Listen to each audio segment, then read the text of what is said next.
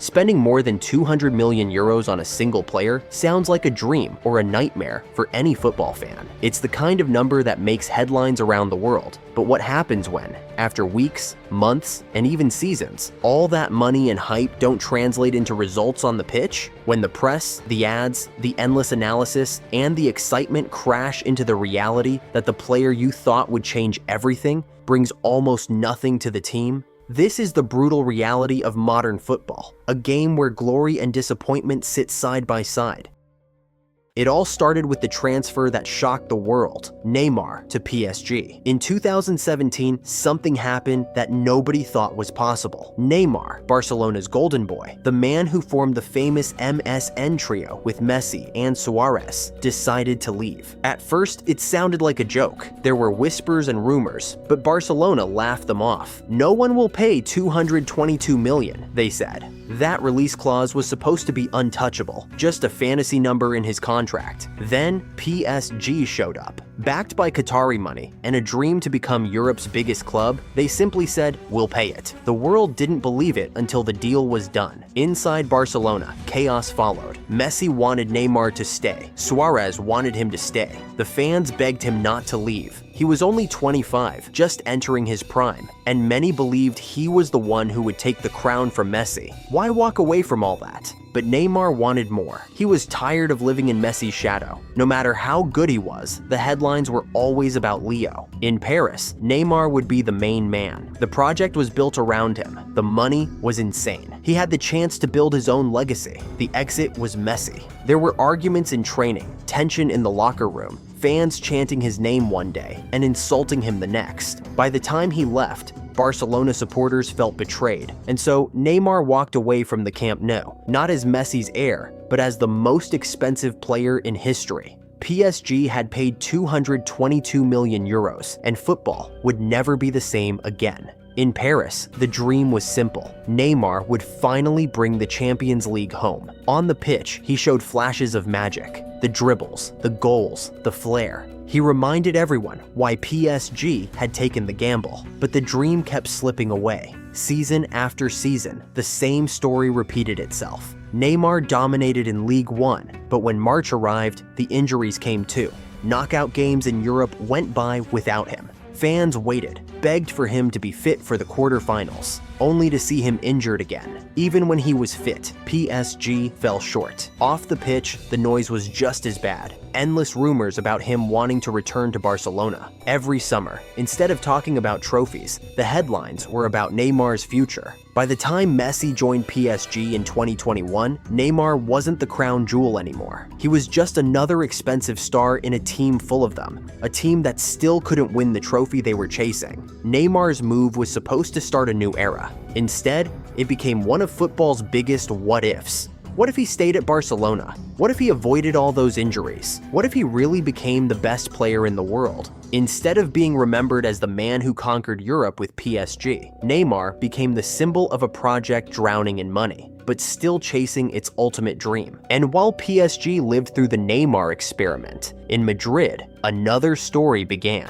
Eden Hazard. When Eden Hazard signed for Real Madrid in 2019 for 100 million euros, it felt like the perfect move. He had just finished an incredible career at Chelsea, where he wasn't just respected, he was loved. He won the Premier League, he lifted the Europa League, and he made defenders look foolish week after week. At Stamford Bridge, Hazard was magic. He dribbled past players with ease, scored goals on his own, and decided games almost whenever he wanted. Madrid fans believed they were getting a superstar ready to take over. Cristiano Ronaldo had left a year earlier, and the Bernabeu needed a new hero. Hazard wasn't just supposed to replace Ronaldo. He was supposed to write his own story. On paper, it looked perfect. His speed, his dribbling, his balance. Everything pointed to him becoming the next Galactico. But reality hit fast. In his first season, he came back from summer out of shape. Then the injuries began. First the ankle, then hamstring after hamstring. Every time he tried to come back, something else went wrong. Madrid fans, used to watching Ronaldo or Benzema play every week, couldn't believe how unlucky he was. Whenever Hazard returned, there was hope. The stadium would buzz. Maybe this was the game the old Chelsea Hazard would appear. Sometimes he showed it. A clever pass, a sharp dribble, a touch of brilliance, but it never lasted. Soon after, he was limping off again, and the headlines were always the same: Hazard injured. The frustration grew. Fans grew tired. The Bernabeu, famous for its high standards, turned on him. He was booed. The Spanish media called him one of the worst signings in Real Madrid's history. Even stories from training painted a bad picture, saying he couldn't keep up with the intensity the club demanded. Meanwhile, Madrid moved forward without him. Benzema became the leader. Vinicius Jr. rose into a star. The team even won another Champions League. Hazard? He was barely part of it. The saddest part is that his talent never truly disappeared. The quick feet, the silky dribbling, the balance, it was all still there. But his body wouldn't let him play like before. By the time Hazard left Madrid in 2023, the truth was clear. He wasn't Ronaldo's heir. He wasn't the next Galactico. He became the symbol of how injuries and bad luck can ruin even the most gifted player. A career that flew so high at Chelsea ended in Madrid with frustration and regret. Hazard's story hurts because it feels unfair. He wasn't lazy. He wasn't without talent. He was simply broken. The King of Stamford Bridge became the forgotten man of the Bernabeu, proof that in football, even the brightest magic can disappear in an instant. But over in Barcelona, another story was unfolding: the rise and fall of Ousmane Dembele. In 2017, Barcelona were desperate. Neymar had just left for Paris, and they needed a new star fast. Their choice was Ousmane Dembele, a 20-year-old wonder kid from Borussia Dortmund. The price? 105 million euros. Fans were excited. Dembele looked like the future. He was fast, creative, strong with both feet, and his dribbling destroyed defenders. Everyone imagined him running next to Messi and Suarez, creating a new trio of magic. But his dream start turned into a nightmare almost instantly. In one of his first games, he tore his hamstring. Surgery, months out, then another injury, and then another. It became the story of his Barcelona career. Every time he came back, fans hoped this was the moment he would finally explode. Sometimes he did. A brilliant dribble, a powerful goal, a run that reminded everyone why Barca spent so much on him, but it never lasted. Before long, he was injured again. Over his first seasons, Dembele missed more than 100 games. Hamstrings, thighs, knees. His body never allowed him to stay consistent. On top of that, adapting to Barcelona's way of playing wasn't easy. Their system demanded discipline, patience, and quick passing.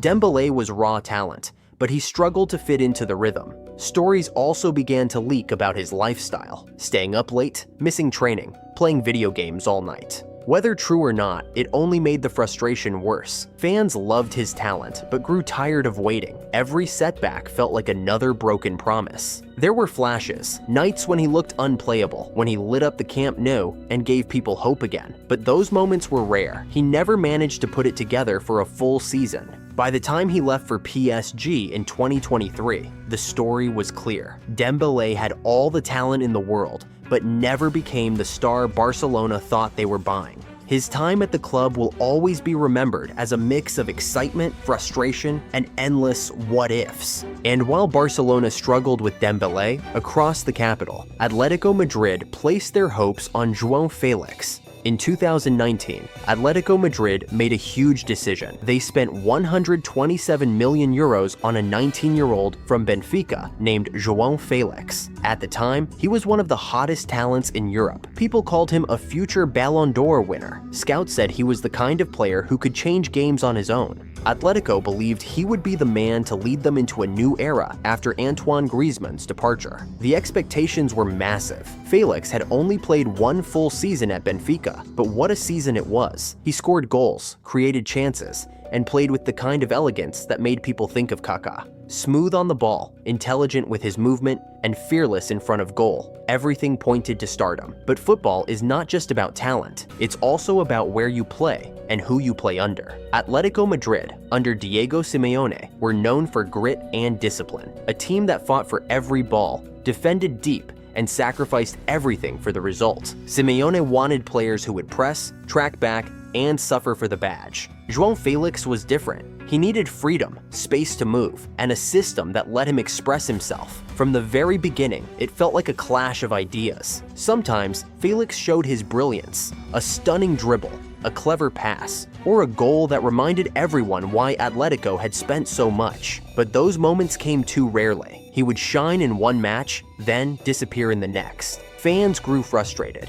They wanted consistency. They wanted their golden boy to take over games. As the seasons went on, the gap between the promise and the reality grew wider. Felix didn't look like the leader of Simeone's team. He looked like a guest who never felt at home. The loans only proved it. At Chelsea in 2023, he scored a few nice goals, but struggled to adapt to the Premier League's intensity. At Barcelona, he had a better start, linking up with Lewandowski and showing glimpses of his talent. But again, it never lasted. For Atletico fans, the disappointment cut deep. They had hoped for a new superstar, someone to carry the club forward. Instead, they got flashes of brilliance mixed with long stretches of frustration.